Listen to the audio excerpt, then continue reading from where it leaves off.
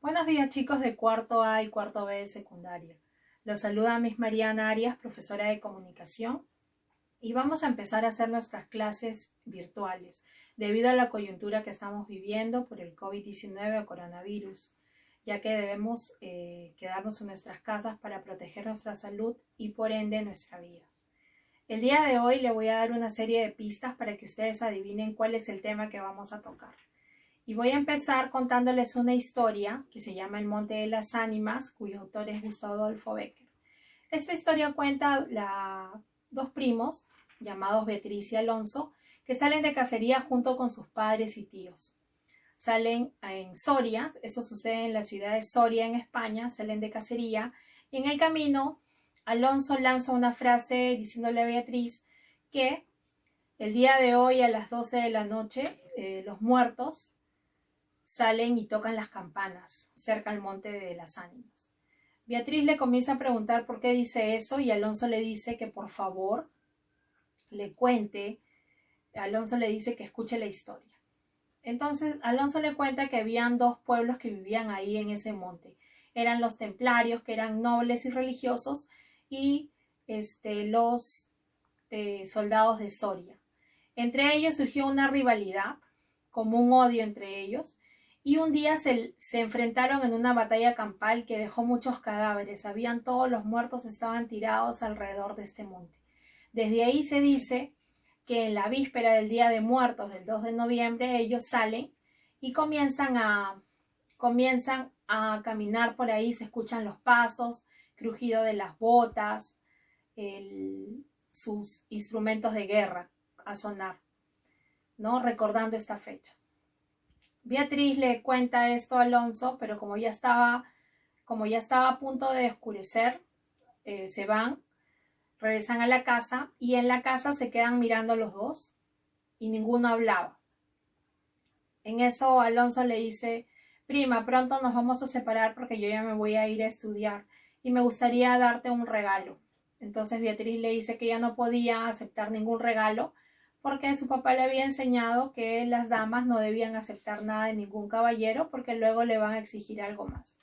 Tanto y tanto insistió Alonso que Beatriz le recibió esta joya que la podía utilizar en su cabello, que había sido de la mamá de Alonso.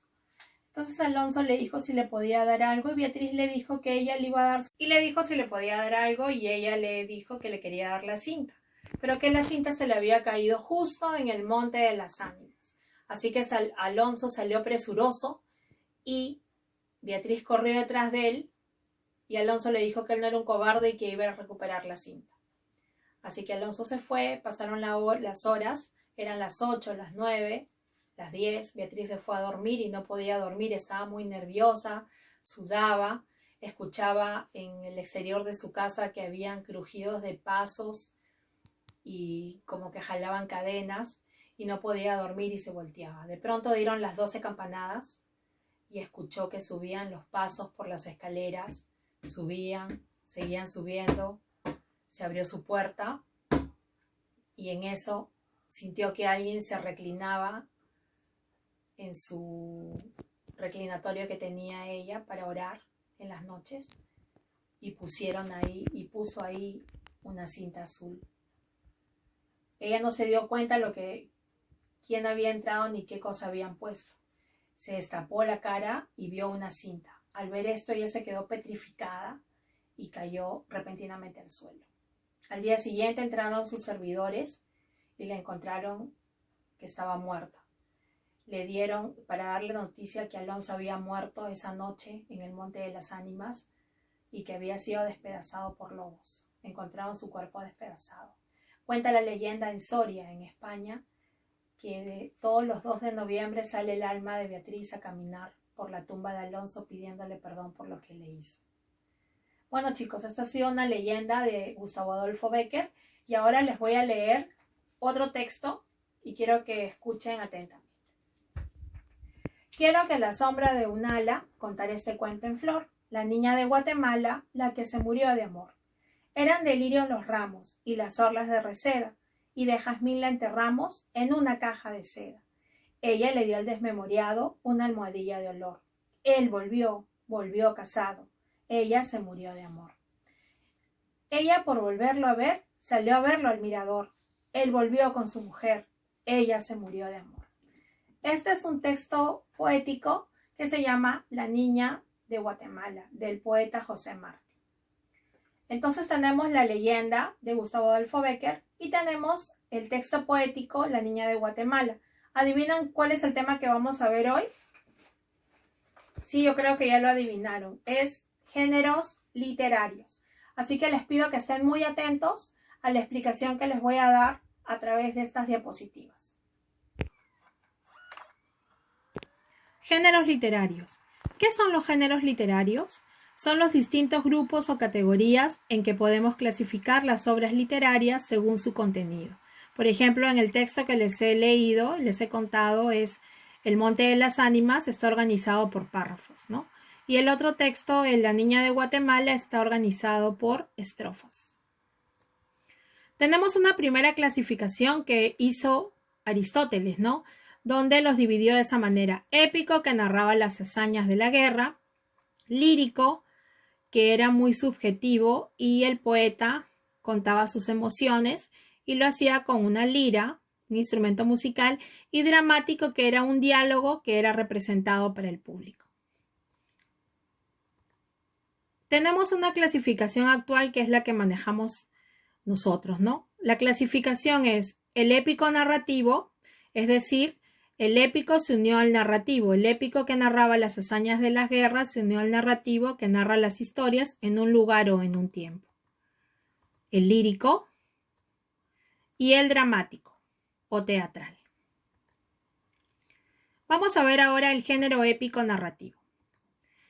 El género épico narrativo son todas aquellas obras que cuentan los hechos que llevan a cabo unos personajes o sucesos que les ocurren en un tiempo o lugar determinado.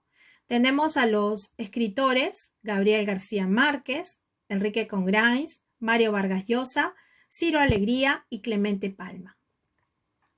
Y tenemos obras famosas: Cien años de soledad, Los merengues, El gato negro, Los perros hambrientos y Los ojos de lino. Vamos a ver aquí, estamos viendo un ejemplo del épico narrativo, que es un fragmento de la obra El amor en tiempos de cólera de Gabriel García Márquez.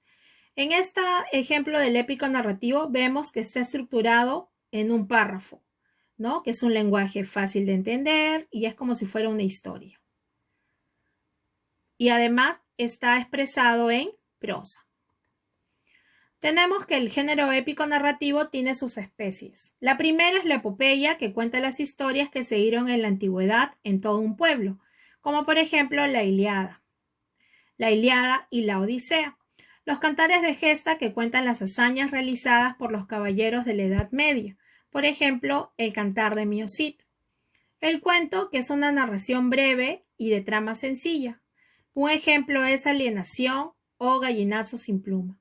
Tenemos la novela, que es una narración extensa, que es una trama compleja con muchos personajes, ¿no? El amor en tiempos de cólera y Perros hambrientos. Tenemos otra especie, es el mito, que es un relato tradicional que explica el origen de los elementos de la naturaleza y presenta una simbología. Por ejemplo, el mito de la caja de Pandora. La leyenda es una narración breve que relata un hecho ocurrido en el pasado, pero aquí lo que predomina es lo sobrenatural, la leyenda del agua cachina o la leyenda de la Llorona.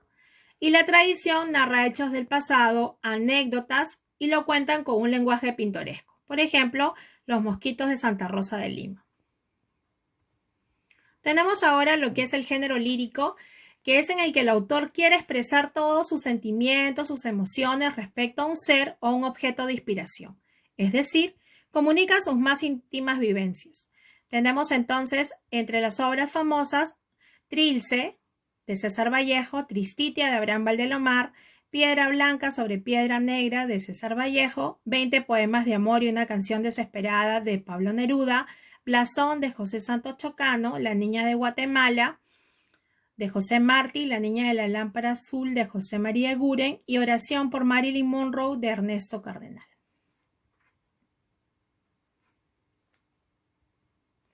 Tenemos aquí un ejemplo del género lírico, que es un fragmento de 20 poemas de amor y una canción desesperada del autor Pablo Neruda, ¿sí? Del poeta. Aquí lo vemos que está estructurado en estrofas, ¿no? Y dice, puedo escribir los versos más tristes esta noche, pensar que no la tengo, sentir que la he perdido, oír la noche inmensa, más inmensa sin ella, y el verso cae al alma como el pasto al rocío. ¿Qué importa que mi amor no pudiera guardarla? La noche está estrellada y ella no está conmigo. Lo estamos viendo que está en estrofas, que se expresa en verso, ¿sí? Que tiene también una rima, un ritmo y una métrica. Tenemos que también tiene sus especies líricas, ¿no? La oda, que expresa la admiración exaltada por alguien, como la oda a Francisco Salinas. Elegía, que es un poema de lamento de tono triste por la pérdida de un ser querido. Ejemplo, Al hermano ausente de Abraham Valdelomar. La égloga, que es de tema amoroso y expresa el diálogo de unos pastores en un ambiente campesino. Égloga de Salicio Nemoroso de Garcilaso de la Vega. Epístola, en el que el autor se dirige a alguien real o imaginario que considera ausente, ¿no? La epístola a Abelardo de Amarilis, ¿no? Que le escribió la poetisa Amarilis al autor Juan de Góngora. Y por último, el epigrama, que es un poema breve que desarrolla un solo pensamiento. Tenemos ahora el género dramático, que es aquel que representa algún episodio o conflicto de la vida de los seres humanos, por medio del diálogo de los personajes. La estructura que tiene este género dramático es conflicto, tiene un desarrollo y un desenlace. Entre sus elementos están los personajes principales, la escenografía, la decoración, vestuario, guión, iluminación, sonido, maquillaje. Tiene también sus especies dramáticas, especies mayores y menores. En las mayores tenemos la tragedia, que es cuando tiene un desenlace funesto, ¿no? Todos los personajes mueren. La comedia tiene un desenlace feliz, ¿no? Y trata de contar algo gracioso. El drama tiene una mezcla entre comedia y tragedia, la tragicomedia y el auto sacramental. Por último, tenemos dramaturgos famosos, donde está Shakespeare, Calderón de la Barca, Enrique Solari, Sófocles y Bertolt Brecht. Y entre obras famosas de este género está Romeo y Julieta, Fuenteovejuna, La vida es sueño, Coyacocha, Hamlet y Edipo Rey. Tenemos ahí un ejemplo del género dramático, que es un fragmento de Romeo y Julieta del dramaturgo William Shakespeare, ¿no? Ahí vemos que es un diálogo, es un texto que está estructurado como un diálogo, se escribe como si fuera un guión literario, donde están los personajes, al lado izquierdo y al lado derecho está el texto que van hablando cada uno. Por último, vamos a hacer un resumen y vamos a repasar los géneros, ¿no? En un inicio era épico, narrativo y lírico, ¿no? El épico narraba hazañas de héroes. El narrativo son hechos narrados en tiempo y espacio. El lírico son poesías, sentimientos y emociones. Y el dramático es un diálogo para ser representado en un escenario. Bueno, chicos, eso ha sido todo por hoy. Espero que hayan entendido la clase sobre géneros literarios. Y se despide Miss Mariana Arias, profesora de comunicación. Espero verlos pronto, por eso deben quedarse en casa.